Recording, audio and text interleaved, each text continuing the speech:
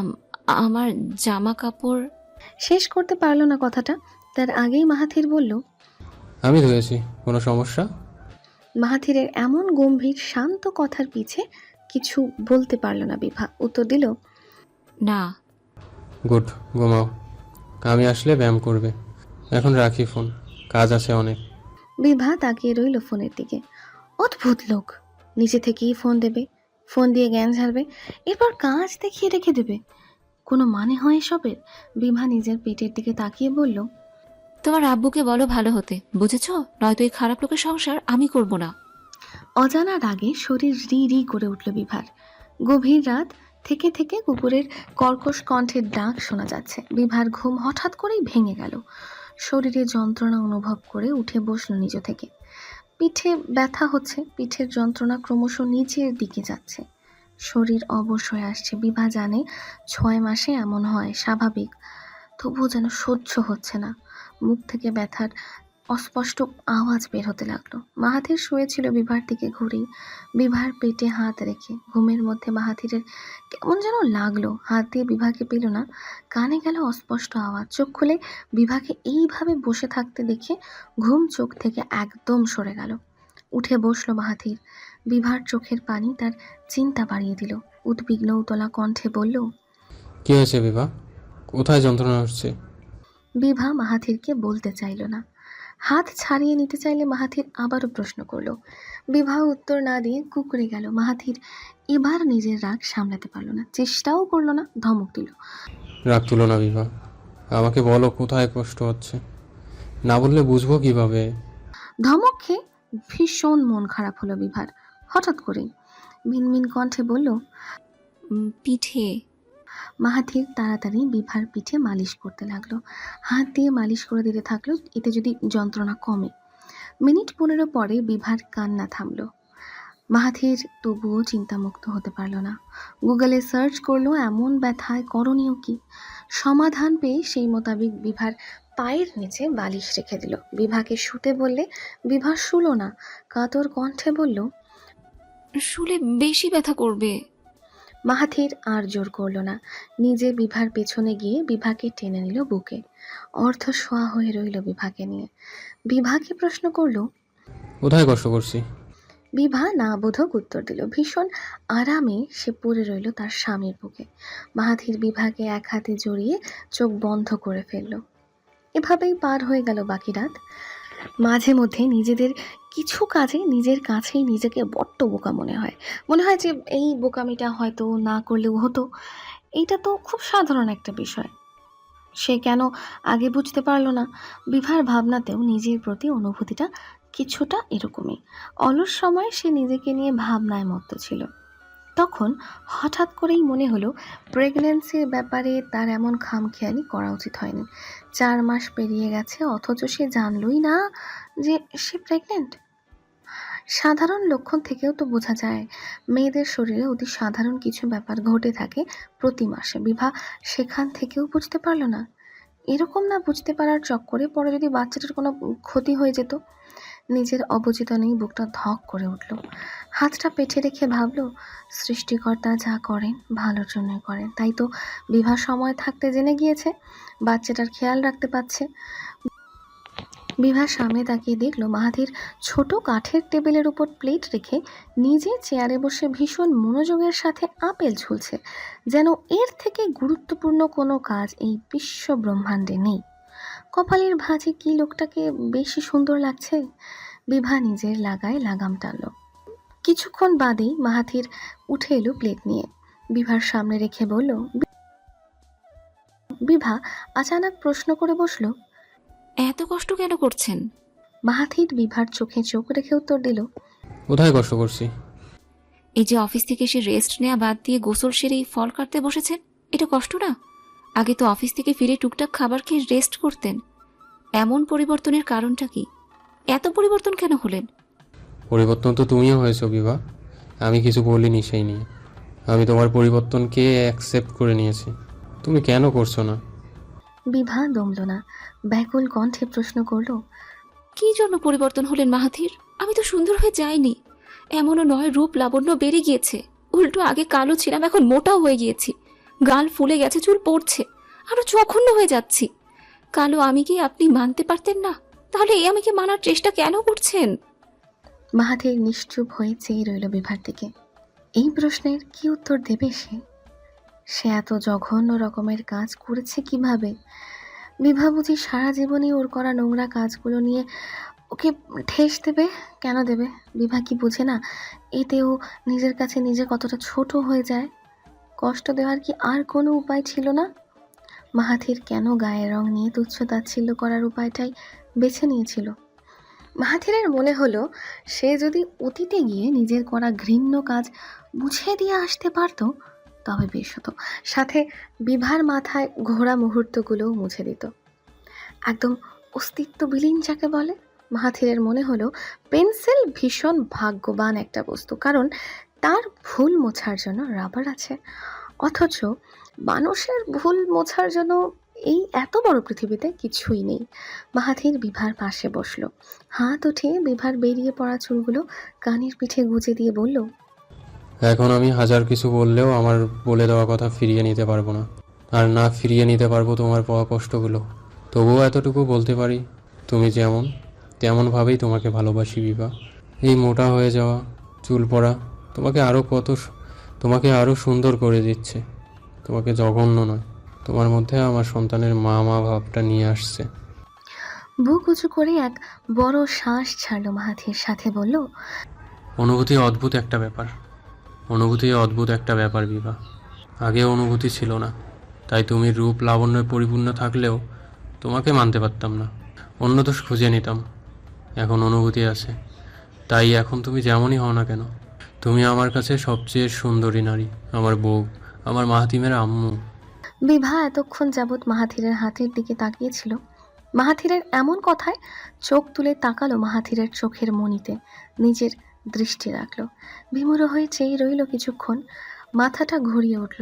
কেমন যেন গভীর চোখ মানুষটার, দৃষ্টিতে তাকালে মনে হয় সে হারিয়ে যাচ্ছে কোথাও। বিভা মাথা নিচু করে ফেলল। মাহাথির বিছানা থেকে প্লেট তুলে বিভার হাতে দিয়ে বলল, খেয়ে নাও, নয়তো জোর করে খাওয়াবো। বিভা আপেলের দিকে তাকিয়ে অনিচ্ছাকৃতভাবে নিজের মুখ লটকে ফেলল। আপেলের চামড়ার সাথে মাংসও অর্ধেক ফেলে দিয়েছে এই লোক। বিভা বলল, আপনাকে আপেল ছুঁতে কে বলেছিল? এমনিতেই খেতাম আমি। আপেলের চামড়ার সাথে আপেলের মাংসও ফেলে দিয়েছিলেন। তুমিই তো বললে আপেলের চামড়ার কারণে আপেল খেতে ভালো লাগে না, তাই তো আমি 25 মিনিট লাগিয়ে ছুললাম 2টা আপেল। আমি বলেছি তাই আপনাকে ছুলতে হবে? মাহাথির হতবাক হয়ে চেয়ে রইল, বলার মতো কিছু পেল না। মেয়েলি এমন সমস্যার সাথে সে পরিচিত নয়। ইদানিং মেয়েটা প্রায় সবসময়ই রণচণ্ডী রূপ ধারণ করে থাকে। মাহাথির যে কাজ সচরাচর করে না তাই করলো। বলল, সরি, ছুলে ভুল হয়েছে। সরি বলার মতো কি হলো এখানে? শুধু শুধু সরি কেন বলছেন? আমি বলেছি সরি বলতে। সরি শব্দটা এতটাই সস্তা লাগে? মাহাথির এরপর পলক ঝাপটে পরিস্থিতি বুঝতে চেষ্টা করলো, হয়তো বুঝলো না। বিভাকে বলল, আচ্ছা সরি, মানে সরি না। আরে আরে শোনো, রাগ করো না তুমি। আমি ড্রয়িং রুম থেকে ল্যাপটপ আনতে যাচ্ছি, তুমি শান্তিতে খাও, আমি তোমাকে ডিস্টার্ব করবো না, একটু কাজ সেরে আসছি। মাহাথির উঠে পড়ল, দরজার সামনে গিয়ে বলল, আমি ল্যাপটপটা নিয়ে ঘরে ফিরবো, তাই বেশি খুশি হওয়ার দরকার নেই। এসে যাতে দেখি খাওয়া স্টার্ট করছো। মাহাথির চলে গেল। বিভা ভ্রু কুঁচকে মুখ লটকে আপেল মুখে পড়ল। ইদানিং ঝগড়া করার জন্য, কামড় দেওয়ার জন্য উসখুস করে সে, দাঁত রিরি করে, নিজের উপর নিজেরই বিরক্তি চলে আসে। বিভা আপেল খেতে থাকলো। হঠাৎ করেই মাথায় কিছুক্ষণ আগের মুহূর্ত ঘুরতেই মন খারাপ, বিরক্তি উড়ে গিয়ে সুন্দর অনুভূতিরা ভেসে উঠল। পানিতে থাকা স্বচ্ছ রঙের হাঁসের মতো দানা ঝাপটাতে লাগলো তার খুশিরা। তবে খুশি প্রকাশ করা যাবে না, মাহাথির যখন তখন চলে আসতে পারে। বিভা হাঁটু উঁচু করে তাতে মুখ গুজল। মুখ গুজতেই ঠোঁট চুড়ে হাসি খেলে গেল। নিজ মনেই উচ্চারণ করলো, মাহাতিম, আমার বাচ্চা। বিভার হাসি আরো প্রসারিত হলো, চারপাশটা রঙিন হয়ে উঠল মুহূর্তের মধ্যে। তবে হঠাৎ করেই অন্য চিন্তা চলে এলো মস্তিষ্কে। ভ্রুতে ভাঁজ ফেলে ভাবলো, মাহাথির ছেলের নামই কেন ভেবেছে? মেয়েও তো হতে পারে, মেয়ের নাম ভাবেনি কেন? মেয়ে হলে কি রাখবে? বিভা একটা অবুঝের মতো ভাবনা ভেবে ফেললো। সে ভাবলো মেয়ে হলেও নাম রাখবে মাহাতিম, ইউনিক নেম হবে। নামটা তার বেশ মনে ধরেছে। মেয়ের চিন্তায় আর আগালো না বিভা, আপাতত ছেলেকে নিয়ে ভাবলো। বিভার ছেলে মাহাতিম। হুম, বেশি ভালো শোনালো না। মাহাথিরের ছেলে মাহাতিম। ভাবতেই বিভার বুক পেয়ে নেমে গেল সুখের ঢল। শ্রুতি রুমে এসে মুখ লটকে বলল, এখনো শেষ হয়নি কাজ? কণ্ঠে ঝরছে কাজের প্রতি একরাশ বিরক্তি। পার্থিব চোখ তুলে চেয়ে বলল, এখন কাজের একটু চাপ যাচ্ছে শ্রুতি। এই প্রজেক্টটা কমপ্লিট হলে আবার সব স্বাভাবিক নিয়মে চলবে। শ্রুতি পাশে এসে বসলো। পার্থিব শ্রুতিকে বলল, হামিম ঘুমিয়েছে? ঘুমিয়েছে। পায়ের অবস্থা কেমন? সকালবেলা ব্যায়াম করিয়েছিলাম, এরপর হাঁটার চেষ্টা করেছিলে? করেছিল, রক্তনালীতে টান লাগে, ব্যথা পায়। চিন্তা করবেন না, ঠিক হয়ে যাবে। ব্যায়াম করতে করতে ঠিক হবে। মাত্রই অপারেশন হলো। এরপর চলল কিছুক্ষণ নিস্তব্ধতা। শ্রুতি উসখুস করে নিজের মনের চিন্তা মুখে এনে ফেলল। পার্থিব, আপনি কাজ করুন, আমি আপনাকে খাইয়ে দিই। পার্থিব নিজের হাত থামিয়ে চোখ তুলে চাইল। মুখভঙ্গির অর্থ সূর্য আজ কোন দিকে উঠল ধরনের। শ্রুতি ক্রুদ্ধ হয়ে বলল, এমন করে তাকিয়ে আছেন কেন? খাবেন না নাকি আপনি? অফার মিস করে লস করতে চাইছি না। শ্রুতি মুখ কুঁচকে বাঁকা চোখে তাকিয়ে উঠে গেল। শ্রুতির এমন মুখভঙ্গির সাথে পার্থিব পরিচিত। হেসে ফেলল।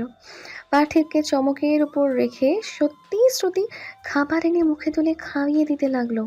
খাওয়ার সময় শ্রুতির মনে হলো খাইয়ে দেওয়াও একটা আর্ট, যা সবাই পারে না। এই যেমন সে পারে না। ছোটবেলায় তার আম্মু, বড়বেলায় তার দাদি, বিভা কত সুন্দর করেই না তাকে খাইয়ে দিত, অথচ সে পার্থিবকে খাইয়ে দিতে গিয়ে ভাত মুখে ঢোকানোর বদলে আয়োজন করে আবার প্লেটেই ফেলে দিচ্ছে। শ্রুতি প্লেট রেখে বলল, আপনি নিজের হাতে খান। কেন, কি হলো? আমি খাওয়াতে পারছি না, সব বাইরে পড়ে যাচ্ছে। পার্থিব। পার্থিব শ্বাস ফেলল। এই মেয়েটা এত অধৈর্য। পার্থিব খাবারের প্লেট আবারও শ্রুতির হাতে দিয়ে বলল, এত উল্টাপাল্টা কথা আমি শুনছি না, খাইয়ে দিন চুপচাপ। আপনার হাতে খেতে ভালো লাগছে আমার। পারছি না তো। শ্রুতির কণ্ঠ এমন যেন কেঁদে ফেলবে। আরে বাবা, এখানে তো কোনো প্রতিযোগিতা চলছে না। আর আমি কি আপনাকে কিছু বলেছি? বলেন, বলেছি আমি? চুপচাপ খাওয়ান, নয়তো ভীষণ রাগ করবো আমি। আপনি চান আমি রাগ করি? পার্থিবের এমন কথায় শ্রুতি দমে গেল। শিশুদের মতো দুই পাশে মাথা নাড়ল। পার্থিব গম্ভীর কণ্ঠে বলল, তবে খাইয়ে দিন। শ্রুতি খাওয়াতে লাগলো। মুখটা চুপসে আছে। পার্থিব মুচকি হেসে কাজ করতে লাগলো। সে রাগ করবে শুনলে শ্রুতি এখন তেমন অবাধ্যতা করে না, ব্যাপারটা উপভোগ করে পার্থিব। নিজের প্রতি শ্রুতির অনুভূতি দেখতে ভালো লাগে। নিজের প্রতি ভালোবাসা দেখতে কে না ভালোবাসে। শ্রুতি পার্থিবকে খাওয়ানো শেষ করলো। খাওয়ার মাঝে সে নিজেও খেয়ে নিল।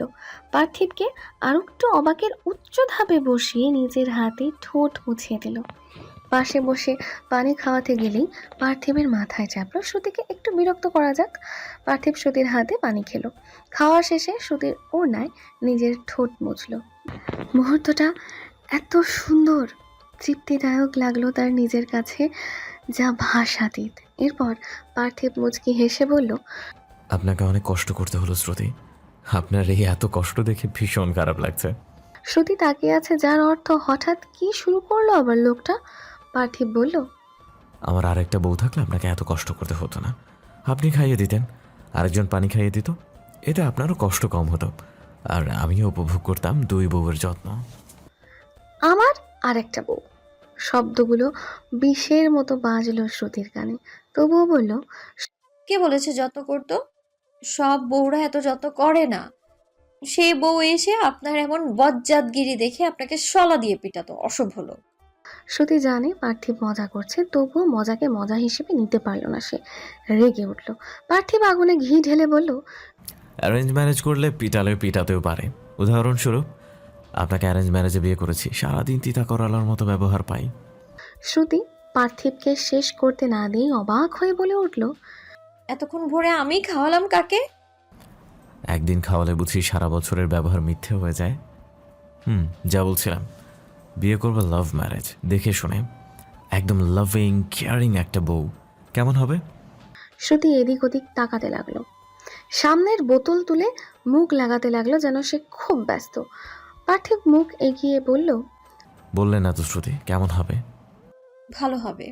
পার্থিব সিরিয়াস হয়ে কিছু মনে পড়ার ভঙ্গিতে বলল, শ্রুতি, আপনার জন্য চকলেট এনেছিলাম, ওই যে ওই ব্যাগে আছে, বের করে খেয়ে ফেলুন, না তো গলে যাবে। শ্রুতি বোতল নিয়ে উঠে দাঁড়ালো। পার্থিবের চকলেট না তো দূর, পার্থিবের দিকে তাকালো না পর্যন্ত হন হন করে বেরিয়ে গেল ঘর থেকে।